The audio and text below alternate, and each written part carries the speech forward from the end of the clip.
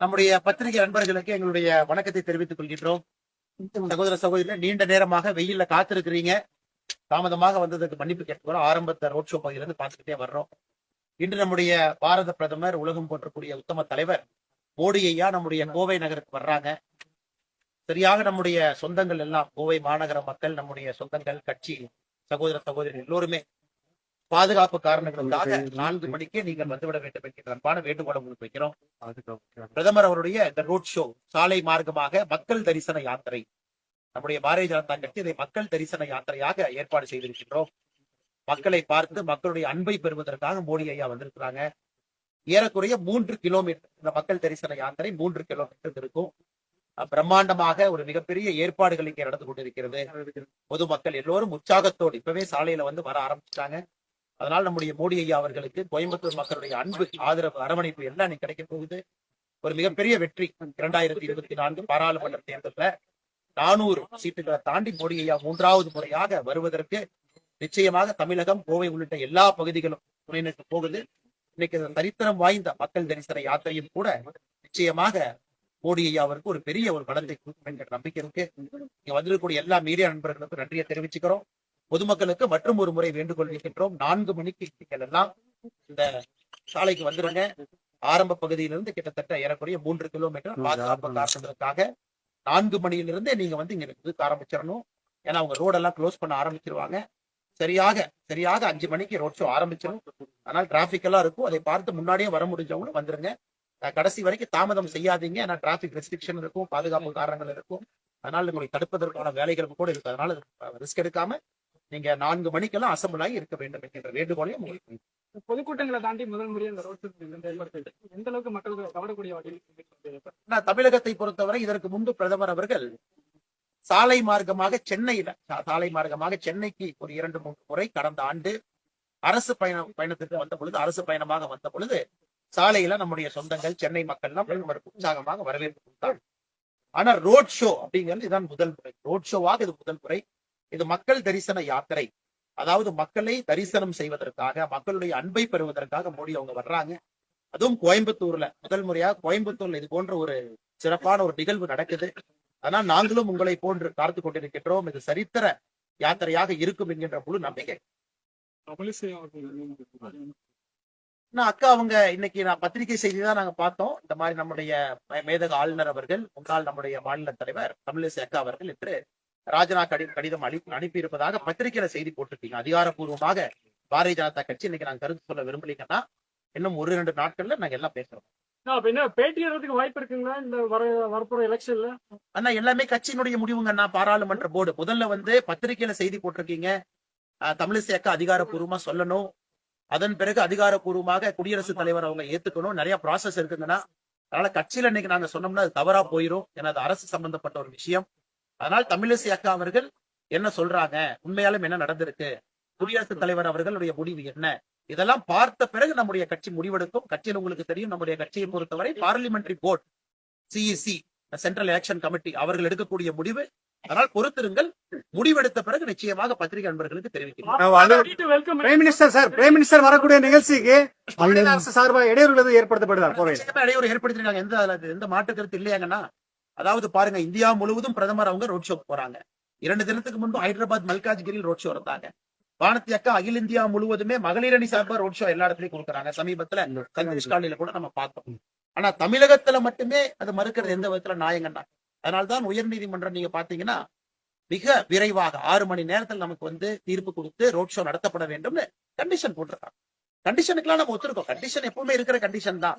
Flex வைக்க கூடாது, யாருக்கும் எந்த இடையூறும் பண்ணக்கூடாது, எல்லாமே பண்ணிருக்கோம். காவல்துறை அனுமதியோடு தான் இந்த ரோட் ஷோனுடைய இடமும் தீர்மானிக்கப்பட்டிருக்கிறது. யாருக்கும் எந்த தொந்தரவும் இருக்கக்கூடாது என்றுதான் நம்முடைய தொண்டர்கள், தலைவர்கள், காவல்துறையோட உட்கார்ந்து இதை ரெடி பண்ணிருக்காங்க. எங்கனால எந்த தொந்தரவும் இல்லைங்களா? அதே தீர்ப்புல நீதிபதி சொல்லியிருக்காங்க, ஒரு ஜனநாயகத்துல பிரதமரை பார்ப்பதற்கு மக்களுக்கு உரிமை இருக்கு. நீங்க பாருங்க, நான் பிரதமரை பார்க்கணும்னா ஒரு பெரிய கூட்டம் சிட்டிக்குள் நடத்த முடியாதுன்னா சிட்டிக்கு வெளியே தானே மக்கள் வரணும். சிட்டிக்கு வெளியே இங்க இருந்து உங்களுக்கு எவ்வளவு தூரத்துக்கு வெளியே பெரிய கிரவுண்ட் கிடைக்கும்? 1 மணி நேரம் வெளியே வரணும். இன்னைக்கு பிரதமர் அவர்கள் அதை உடைத்து ஜனநாயகத்துல ஒரு நகரத்துக்குள்ள வந்து உங்களை பார்க்க வேண்டும் நினைக்கிறாங்க. அபார்ட்மெண்ட் இருக்கீங்களா, அங்கேயே வர்றாங்க. வீடு ரோட்டு மேல இருக்கா, அங்கேயே வர்றாங்க. மிக அருகில 10 மீட்டர் டிஸ்டன்ஸ்ல நீங்க பிரதமரை பாக்குறீங்க. சோ பிரதமரை இவ்வளவு அருகில எங்கேயும் பார்க்க முடியாது. எந்த பொதுக்கூட்டமா இருந்தாலும் பிரதமர் எப்படி இவ்வளவு அருகில் நீங்க பாப்பீங்க? இன்னைக்கு அது கோயம்புத்தூர் நடக்குது. அதனால் மக்கள் ஆதரவு, சாமானிய மக்களுடைய ஆதரவு இருக்கும் பொழுது அரசு தடை போட்டதெல்லாம் முடித்து பொடி பொடி ஆயிருக்கு. அந்த ரோட் ஷோ நிறைவுல அஞ்சலி நிகழ்ச்சிக்கு அனுமதி கொடுத்துருக்காங்களா? அனுமதி கொடுக்கல அப்படின்ற மாதிரி தகவல் இருக்கு. அதாவது உங்களுக்கு தெரியும், இது ஒரு முக்கியமான இடம். பிரதமர் அவர்கள் முதன்முறையாக கோயம்புத்தூருக்கு வந்துட்டு அஞ்சலி செலுத்தாம போனா நல்லா இருக்காது. கோயம்புத்தூர் மக்களுடைய சரித்திரத்துல நீங்கா இடம் பெற்றிருக்கக்கூடிய அந்த கோரமான நாள் 1998 பிப்ரவரி 14. அதனால பிரதமர் அவர்கள் இந்த இடத்துக்கே வர்றாங்க. இந்த எக்ஸாக்ட் ஸ்பாட் பாருங்க, எண்டிங் பாயிண்ட் இங்கதான் ஒரு பாம் பிளாஸ்ட், இங்க ஒரு பாம் பிளாஸ்ட் இருந்துச்சு. எக்ஸாக்ட் ஸ்பாட் இங்க வந்து விட்டு இவங்க எல்லாம் கோயம்புத்தூர்ல இன்னசென்ட் பீப்புள். என்ன பிரதமர் அவர்கள் அஞ்சலி செலுத்துவது இஸ்லாமிய மக்கள் அதுல இருக்காங்க, தயவு செஞ்சு புரிஞ்சுக்கங்க. யாராவது நான் பார்த்த இன்னைக்கு டிஎம்கே காரங்களா ஏதோ இதெல்லாம் போடுறாங்க, வெப்சைட்ல ஏதோ போடுறாங்க, ட்விட்டர்ல எல்லாம் போடுறாங்க. இன்னைக்கு பிரதமர் அஞ்சலி செலுத்துவது கோயம்புத்தூர் மாநகரத்துல உயிரிழந்த இன்னசென்ட் பீப்புள், சாமானிய எந்தவித தவறும் செய்யாம தீவிரவாதிகளுடைய குண்டுக்கு பலியானவர்கள். அதுல இஸ்லாமிய சொந்தங்கள், இஸ்லாமிய குழந்தை இருக்காங்க. அதனால் பிரதமர் அவர்கள் எல்லோருக்கும், அதான் பிரதமர் அவங்க எல்லாத்துக்கும் அஞ்சலி செலுத்துறாங்க. கோயம்புத்தூர் மக்கள் 1998 பிப்ரவரி 14 மறக்க மாட்டீங்க. அதனால் இந்த பகுதியில் அது நடக்க இருக்கிறது. அதற்கான அனுமதி எல்லாம் முறைப்படி பெறப்பட்டிருக்கிறது. அது இந்த சாலை மார்க்கமாக இந்த மக்கள் தரிசன யாத்திரை முடிந்த பிறகு முடியாது. ஆனா கடந்த முறை நீங்க சொல்லியிருந்தீங்க இங்க நினைவு தூண் அமைப்பது வந்து பாஜகவுடையதாருன்னு சொல்லியிருந்தீங்க. இப்ப இடம் வந்துட்டு 3 இடத்த மாத்திட்டாங்க. இப்ப மறுபடியும் மாத்தாங்களா? பிரதமர் வந்திருக்க போது அதுக்கான உறுதி அவர் பேசக்கூட வாய்ப்பு இருக்குமா? பிரதமர் வந்துச்சுன்னா அது கட்சி சார்பா நம்ம சொல்லியிருக்கோம். நான் பிரதமருக்கு இன்னைக்கு ஸ்பீச்சிங் இல்லைங்க. பிரதமருக்கு இங்க எங்கேயுமே ஸ்பீச் கிடையாது. ரோட் ஷோ இருக்கு. பிரதமர் நாளைக்கு சேலத்துல இருக்காங்க. அது எங்கள் பாரதிய ஜனதா கட்சியினுடைய மொழி. பாருங்க, எம்எல்ஏ அக்கா இங்க இருக்கிறாங்க, நாங்கெல்லாம் இருக்கோம். எங்களுடைய உறுதிமொழி, எங்களுக்கு எம்பி கிடைக்கும், 2026 மாற்றம் வரும், உறுதியா செய்யும்.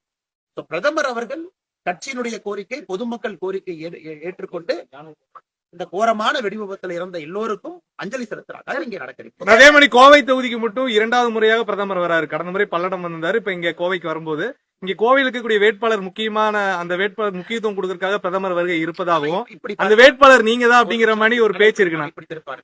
திருநெல்வேலி பிரதமர் எப்ப வந்தாங்கன்னு 10 நாளைக்கு முன்னாடி திருநெல்வேலி 5 நாளைக்கு முன்னாடி திருநெல்வேலி ஒட்டி இருக்கக்கூடிய கன்னியாகுமரி உள்ளவர் தூத்துக்குடி திருநெல்வேலி ஒட்டி இருக்கு. பிரதமரை பாத்தீங்கன்னா எங்களுடைய ஆசை எல்லா இடத்திற்கும் கொண்டு வர வேண்டும். ஆனா நீங்க எண் மக்கள் யாத்திரை நிறைவில்லாத கிரவுண்ட் வேணும். அது எந்த இடத்துல ஸ்ட்ராட்டஜிக்கா இருக்கணும் அதெல்லாம் பார்த்து வச்சிருக்கோம். பாராளுமன்றத்திற்கு முறையாக பிரதமர் அவர்கள் வரக்கூடிய முதல் நிகழ்வு இன்னைக்கு கோயம்புத்தூர் பாராளுமன்றத்துக்கு வர நிகழ்வு முதல் நிகழ்வு. யாத்திரைக்கு வந்தாங்க, நிறைவு விழா எங்க வச்சிருந்தாலும் பிரதமர் வந்திருப்பாங்க. அதனால கோயம்புத்தூரை பொறுத்தவரை 39 தொகுதிகளை பொறுத்தவரை எல்லா வேட்பாளர்களும் விஐபி வேட்பாளர்கள், மக்கள் வேட்பாளர்கள், உண்மையான வேட்பாளர்கள் எல்லோருக்கும் பிரதமர் இது போன்று கடுமையாக உழைத்துக் கொண்டிருக்கிறார். வேட்பாளர் பட்டியல் எப்ப வெளியிடும்? நம்முடைய கட்சியை பொறுத்தவரை அகில இந்திய அளவுல சிஇசி மீட்டிங் கூடணும். வானத்தேக்கா அதுல ஒரு உறுப்பினராக கூட இருக்காங்க. தமிழ்நாட்டில இருந்து ஒரு குழு அங்க போகணும். அதற்கான ஆயத்த பணிகள் தயாரா இருக்கும். உங்களுக்கு தெரியும், இன்னைக்கும் பிரதமர் நாளைக்கு இருக்காங்க. அதனால எங்களுடைய முதல் வேலை இதை முடிச்சுட்டு உடனடியா நீங்க கேட்கக்கூடிய எல்லா விஷயங்களும் நடக்கும். வெகு விரைவில் நீங்க அதை எதிர்பார்க்க. அண்ணே கூட்டணி கொடுத்து இது இறுதி முடிவு இன்னும் 2 நாள்ல பாப்பீங்கண்ணே. தலைவர்கள் பேசிட்டு இருக்காங்க. முருகன் ஐயா இங்க இருக்கிறாங்க. நம்முடைய கூட்டணி பேச்சுவார்த்தை குழுவினுடைய தலைவராக இருக்கக்கூடிய முருகன் ஐயா இருக்கிறாங்க. எல்லாம் நல்ல முடிவாக சுமூகமாக போய் கொண்டிருக்கிறது. ஒரு வெற்றி கூட்டணியை நீங்க வலிமையான கூட்டணியா இருக்குமான எல்லாருமே வந்து வலிமையான கூட்டணி சொல்லியாச்சு. வெற்றி கூட்டணி, அந்த கூட்டணி வலிமையான கூட்டணியா இருக்குமான்னு கேக்குறாங்க. 39 தொகுதியில எல்லா மக்களையும், எல்லா சமுதாயத்தையும், எல்லா மக்களுடைய ஆஸ்பிரேஷனையும் உள்ளடக்கிய கூட்டணியா இருக்கும். மிகப்பெரிய தலைவர்கள் இந்த கூட்டணியில போட்டி போடுவாங்க. எல்லாமே உங்களுக்கு 2 நாள்ல தெளிவுபடுத்துறாங்கண்ணா. ஏன்னா இன்னைக்கு நாளைக்கு பிரதமர் இருக்காங்க, முழு கவனம் இங்க இருக்கு. 2 நாள்ல எல்லாம் பத்திரிகை நண்பர்களுக்கு தெளிவுபடுத்தும்.